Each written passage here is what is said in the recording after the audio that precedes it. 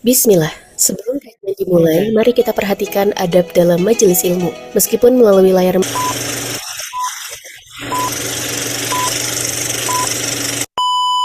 Assalamualaikum Ahwat. Aku ada pantun nih, lontong Medan, pakai kuah santan. Makanya sambil santai di taman. Ahlan wa sahlan, di kajian subuh Ramadan. Abis sahur please jangan, ngantuk keterusan.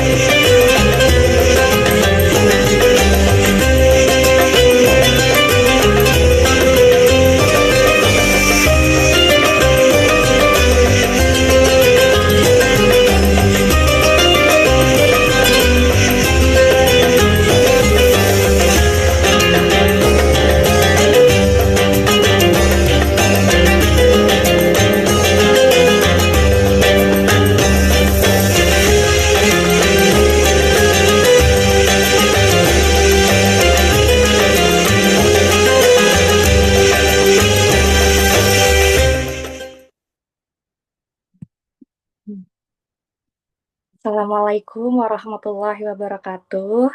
Alhamdulillahirabbil Waalaikumsalam alamin wa bihi warahmatullahi nasta'in. Ala umri dunya waddin wassalatu wassalamu ala asrofil anbiya wal mursalin wa ala alihi washabihi ajmain amma ba'du. Mari kita awali pagi ini dengan mengucap syukur kepada Allah Subhanahu wa taala karena atas limpahan rahmat dan karunia-Nya lah kita semua diberi nikmat sehat dan waktu untuk dapat berkumpul dalam majelis ini di bulan penuh keberkahan dalam acara kajian subuh Ramadan 1447 Hijriah, mempersembahkan dari Akhwat Al-Latif dengan tema menata hati dan ibadah wanita muslimah di bulan Ramadan. Salawat dan salam semoga tercurah limpahkan kepada junjungan Nabi besar kita yakni Habibana wa Syafi'ina wa Maulana Muhammadin Sallallahu Alaihi Wasallam, kepada keluarganya, sahabatnya, dan kita sebagai umatnya hingga akhir zaman. Amin, Allahumma amin. Bismillah, perkenalkan teteh-teteh, nama saya Tira Aulia dari Akhwat Al-Latif yang insya Allah akan membersamai dalam kajian subuh kali ini. Ahlan wa sahlan teman-teman semuanya, jazakillah khairan sudah berkenan mengeluangkan waktunya untuk mengilmui diri bersama kami di Akhwat Al-Latif. Insya Allah program ini itu berlangsung selama 20 hari pertama Ramadan via Zoom setiap hari di ba'da subuh. Izin untuk mengingatkan kembali terkait adab bermajelis selama mengikuti kajian subuh Ramadan. Yang pertama, luruskan niat karena Allah Ta'ala. Yang kedua, hadir tepat waktu dan bersiap sebelum kajian dimulai. Yang ketiga, menggunakan nama yang jelas saat bergabung di Zoom. Yang keempat, menyalakan kamera bagi yang memungkinkan. Yang kelima, menjaga adab berpakaian saat kamera aktif, menutup aurat dengan sempurna. Yang keenam, fokus mendengarkan dan mencatat faidah ilmu. Yang ketujuh, bertanya dengan adab pada waktu yang dipersilahkan dengan format nama, underscore, domisili, underscore, pertanyaan. 8. Dilarang menyebarkan link Zoom tanpa izin panitia. Dan yang kesembilan, apabila terdapat peserta Ikhwan yang bergabung, mohon untuk menginformasikan kepada admin grup atas nama Anissa Latifah, agar majelis tetap terjaga. Nah, selain itu juga teteh-teteh juga bisa bersedekah di waktu terbaik dengan scan kris yang ada di kolom komentar, yang akan di-share juga di kolom komen dan grup kajian, dan silahkan untuk bisa menyalakan kamera dan menggunakan virtual background yang sudah dibagikan bagi yang memungkinkan. Alhamdulillah agar majelis kita ini diberikan keberkahan dan juga kelancaran. Teteh-teteh bisa dipersiapkan mushafnya dan juga buka surat ke-58, yaitu surat Al-Mujadilah dari ayat 4 sampai ayat 6. Mari kita simak bersama pembacaan ayat suci Al-Quran yang akan dilantunkan oleh Teh Fanira. Mangga Teh Fanira, sudah hadir? Sudah teh, Masya suara saya terdengar Allah. nggak ya? Kedengar Teh, mangga Nah, tafadhol. Jazakillah saya Tiara. Bismillah, Assalamualaikum warahmatullahi wabarakatuh. Teteh-teteh, boleh dibuka ya mushafnya. Kita akan sama-sama membacakan surat ke-58, surat Al-Mujadalah, ayat 4 sampai ayat 6. أعوذ بالله من الشيطان الرجيم. بسم الله الرحمن الرحيم.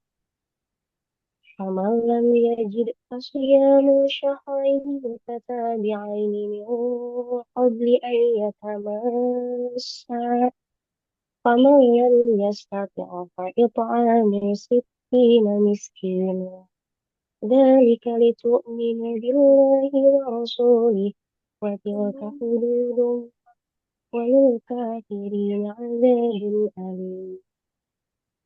إن الذين يحادون الله ورسوله كتبوا كما كتب الذين من قبلهم وقد أنزلنا آيات بينات وللكافرين عذاب مهين. يوم يبعثهم الله جميعا فينبئهم بما أحصاه الله ونسوه، والله على كل شيء شهيد. صدق الله العظيم. Terima kasih. Saya kembalikan lagi ke Teteh Resti Tiara.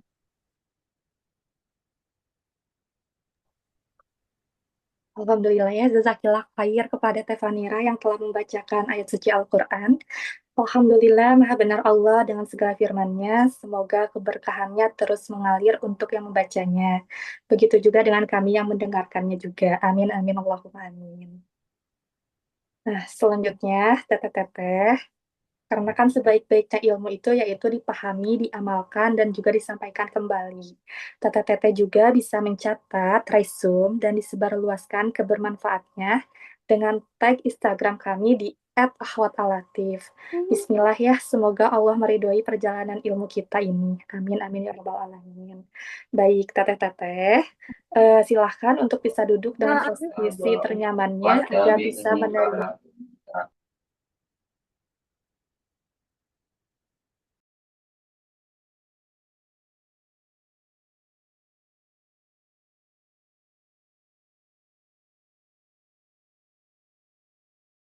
Punten teh suaranya ke mute.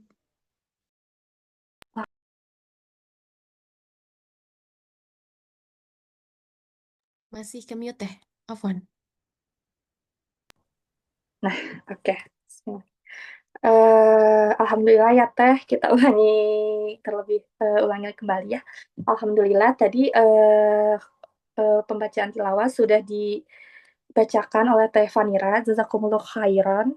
Nah, Alhamdulillah, maha benar Allah dengan segala firman-Nya. Semoga keberkahannya terus mengalir untuk yang membacanya, begitu juga dengan kami yang mendengarkannya. Amin, amin, ya rabbal alamin.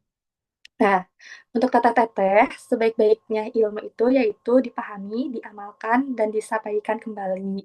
Nah, teteh-teteh juga bisa mencatat resume dan juga disebarluaskan kebermanfaatannya dengan tag Instagram kami di @ahwatalatif. Bismillah, semoga Allah meridhoi perjalanan ilmu kita.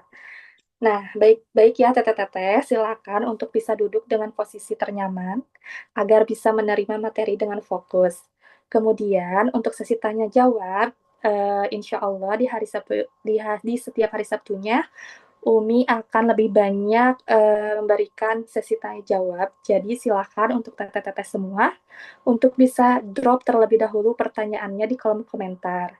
Nanti ketika pemateri telah selesai menyampaikan ilmu, nanti insya Allah pertanyaannya akan dibahas. Nah, sebelum ke pemateri, kita akan dokumentasikan terlebih dahulu ya teteh-teteh, mangga teteh-teteh dinyalakan kameranya.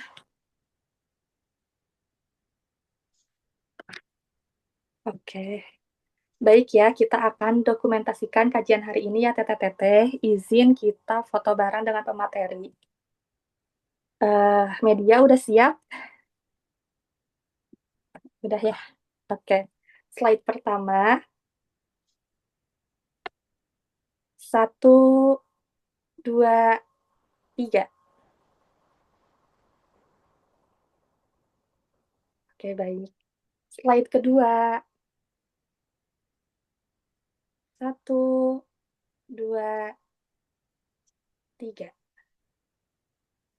Baik. Slide ketiga. 1, 2, 3. Slide keempat.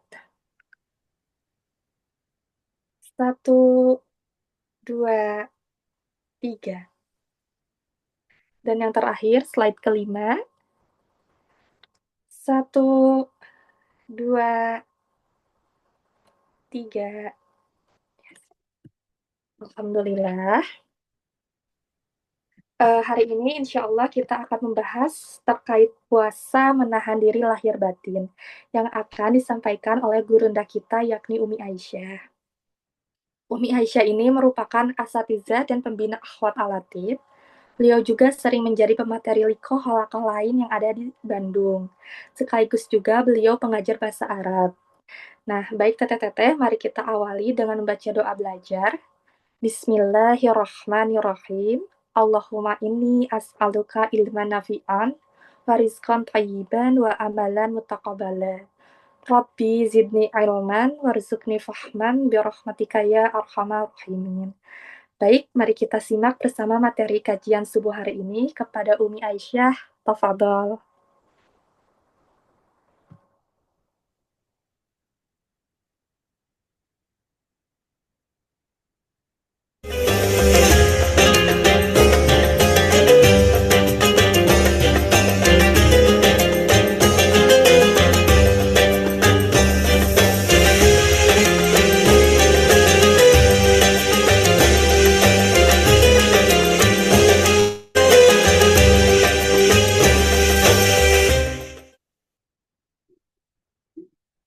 Cek, Bismillah.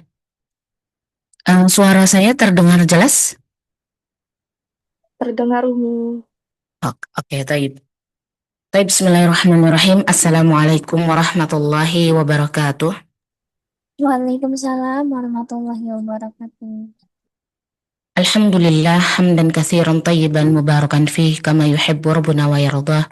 Ashhadu an la ilaha illallah wahdahu la syarikalah. Wa ashhadu anna Muhammadan abduhu wa rasuluhu la nabiyya ba'dah.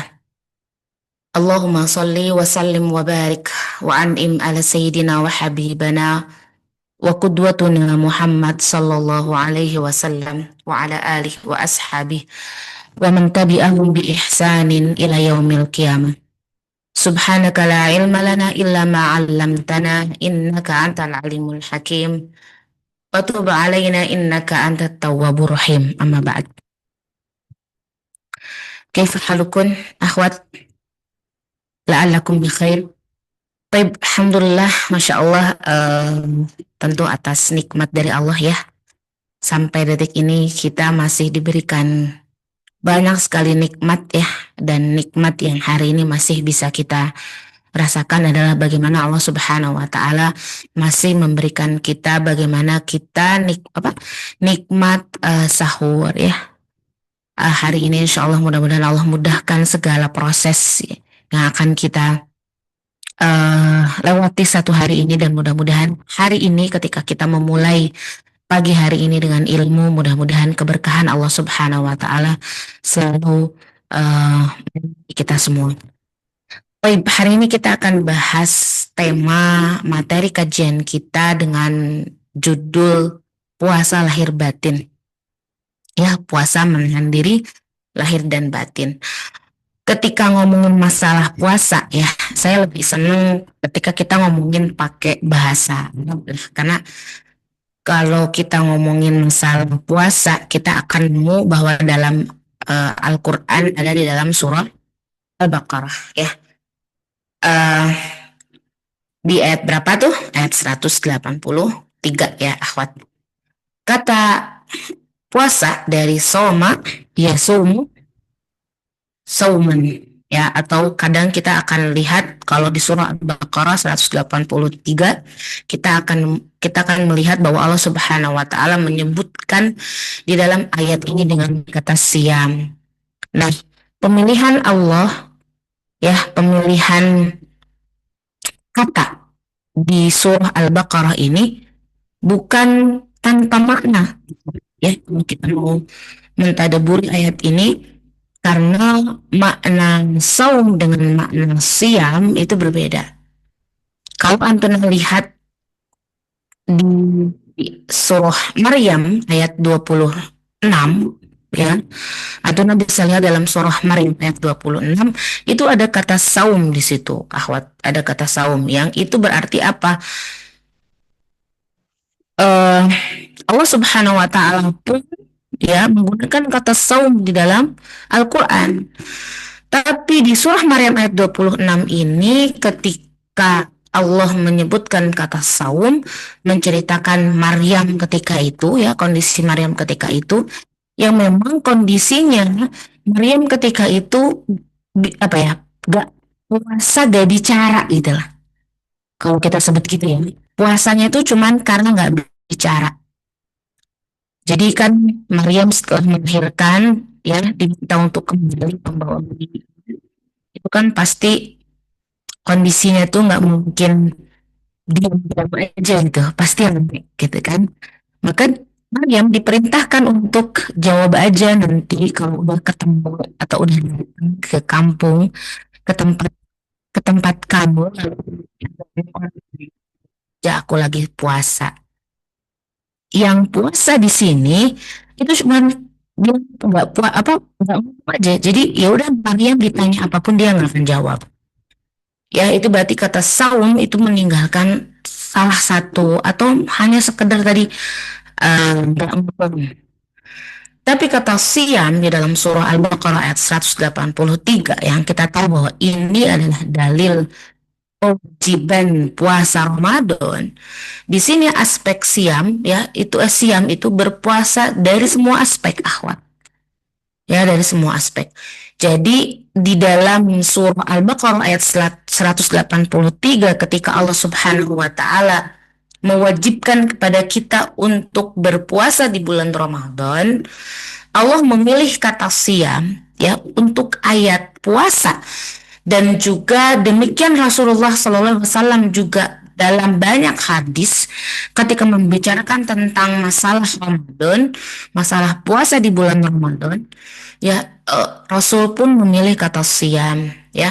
Karena apa? Karena kata siam itu lebih dalam dan lebih lengkap maknanya. Saum banyak yang melakukan ya, siapapun dari kita misalkan hari ini di orang yang mengaku Islam di Indonesia misalkan, atau bahkan kita sebut lebih kecil, orang yang hari ini di Bandung puasa itu banyak, tapi belum tentu orang-orang yang ada di Bandung itu juga siam ya, gitu ya akhat ya. Kan di surah Al-Baqarah ayat 183 itu kita dipanggil dengan ya ayyuhalladzina amanu, betul? Kutiba alaikumus siyam. Nah, makna siam di sini ini lebih luas. Ya, ada, dan coba Anda lihat ya di surah Al-Baqarah ayat 183 ketika Allah Subhanahu wa Ta'ala perintahkan kepada kita untuk puasa, siang. Allah itu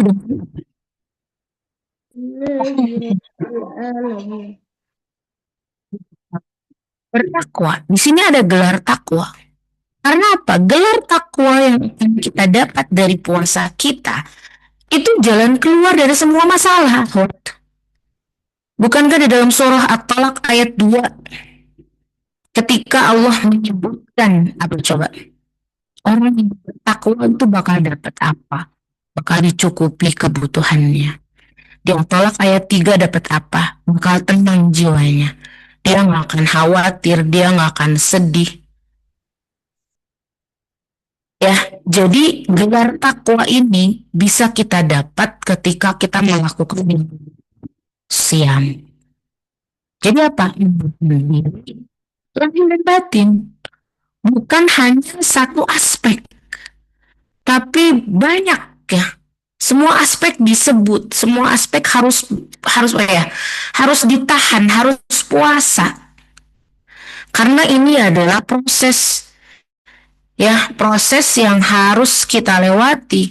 Semua dari kita diberi kesempatan untuk mengikuti proses Ramadan. Ya, Ramadan punya keistimewaan yang mungkin tidak perlu lagi lah Umi sebut ya.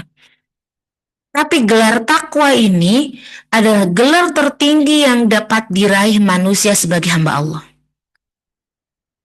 Allah benar-benar berharap, kebayang sama kalian, Allah punya harapan. Ya,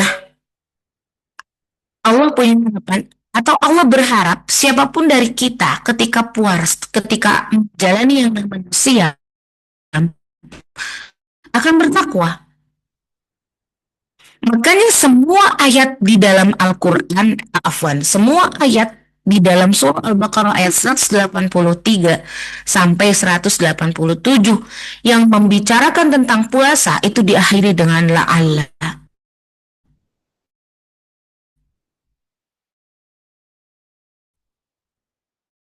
Waktu yang namanya siam, kita akan dapat takwa, kita akan lebih pandai bersyukur, kita akan mendapatkan bimbingan, kita akan mendapatkan hidayah, kita akan mendapatkan petunjuk, dan diakhiri ayat Ramadan itu dengan la'allahum yattaqun, ketakwaan. Jadi diharapkan ketika suatu negeri,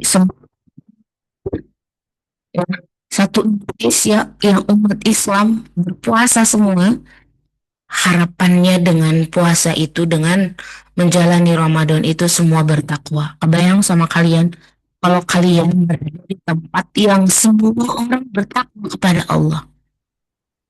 Alangkah indahnya suasana yang akan kalian dapat. Perumpamaannya seperti apa, Ahwat? Perumpamaannya adalah ketika masa di Madinah, ketika yang tinggal di situ ada Rasul Habiat. Kita tahu bagaimana damai ya Madinah, bagaimana damainya Madinah.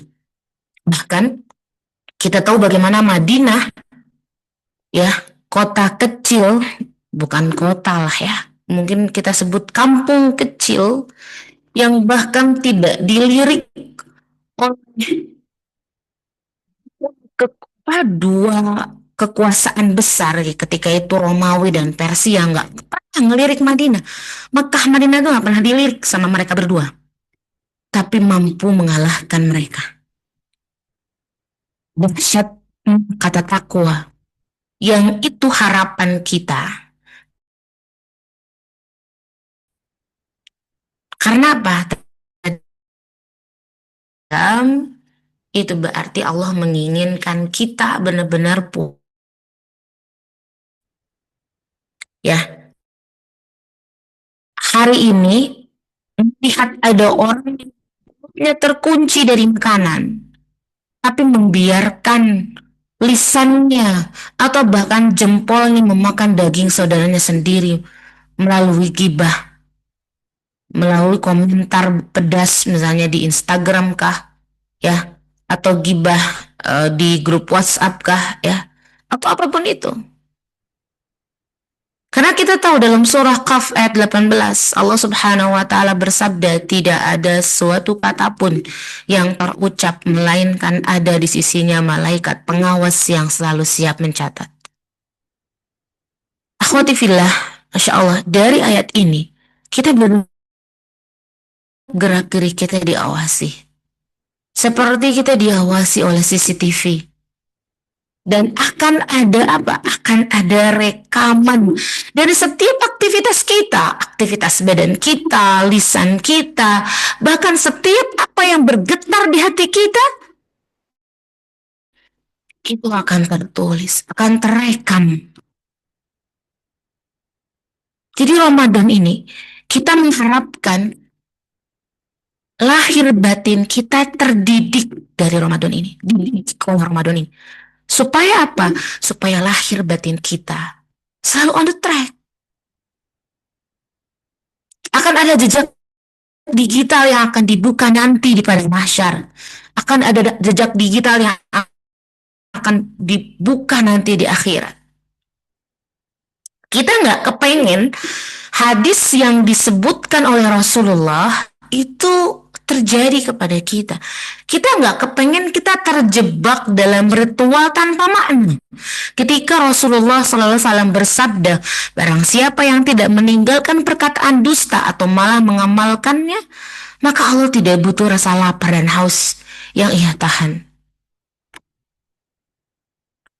Karena akan ada hari ini orang-orang yang lapar, haus, dia menahan dari makan dan minum.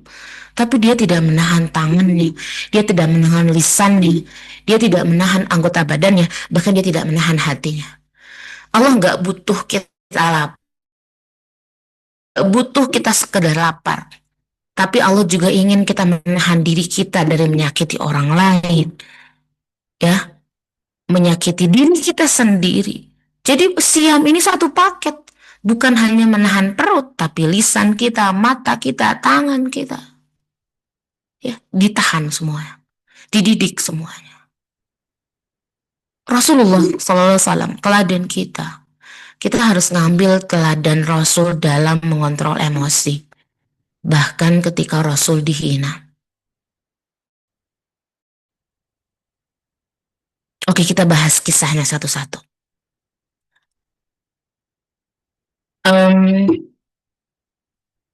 Rasul tuh ketika dakwah di Mekah, apa salah satu yang terjadi kepada Rasul? Salah satunya adalah orang-orang Quraisy ketika itu mengubah nama beliau. Kita tahu nama Rasulullah adalah Muhammad, yang itu artinya kan yang terpuji. Maka mereka mengolok-olok Rasul, mengajak Rasul dengan mengganti nama Rasul dengan Muzammam, yaitu yang tercela. Reaksi Rasul ketika apa? Ya, ketika itu reaksi Rasul seperti apa? Rasul cuma tersenyum. Ya, Rasul cuma tersenyum dan berkata kepada para sahabat, ya udahlah, gak usah heran, biarin aja. Kenapa mereka mencela Muzammam padahal namaku Muhammad? Ya, Rasulullah SAW ngajarin kita untuk gak terlalu reaktif, atau bahkan bukan terlalu, untuk tidak reaktif terhadap segala hal yang terjadi kepada kita. Jadi apa-apa tuh senggol bacok gitu loh, reaktif gitu. Tahan dulu. Ya, tidak perlu semua dibalas. Tidak perlu semua hujatan perlu kita komentari. Tidak perlu setiap komentar orang kepada kita pikirin. Karena belum tentu itu harus kita harus kita balas gitu, harus kita bahas. Bahkan Antono, tahu nggak kisah rosak bajunya oleh orang Yahudi? Kebayang sama kalian? Ini bayangin. Bayangin kalau ini terjadi sama kalian ya. Misal kalian lagi kumpul bareng bestie kalian, bareng teman-teman kalian, atau mungkin kalian lagi ngumpul di depan siapa ya? Kalau misalnya kalian guru, kalian lagi ngumpul, lagi ada di depan murid-murid kalian. Kalau kalian lagi ngumpul bareng teman-teman kalian, pokoknya bareng orang yang kalian itu kalau kelihatan jelek malu. Kalau kelihatan ada masalah, gak nyaman. Dan itu terjadi kepada Rasulullah. Rasul pernah lagi kumpul dengan para sahabat. Tiba-tiba orang Yahudi datang, mencengkram kerah baju Rasul sampai Rasul gak bisa nafas. Lalu berkata, "Wahai Muhammad, bayar hutangmu." Lalu Rasul dengan sangat tenang menjawab, "Bukankah belum jatuh tempo? Belum saatnya saya bayar hutang sekarang." Ya, aduh, kalau kita digituin udah kayak gimana tuh?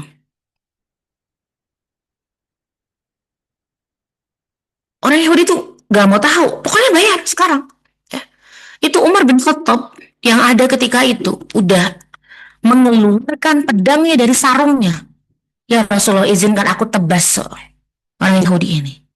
Rasul cuma ngasih isyarat ke Umar untuk tenang. Tutuplah, ibaratnya dengan isyarat, tutup itu pedang, jangan takut-takutin dia. Ya, pokoknya bayar. Orang Yahudi ini kekeh, dia pengen memaksa Rasul untuk ketika itu bayar hutang. Sampai Rasul bilang iya, baru dia lepaskan ya tangannya dari baju Rasulullah.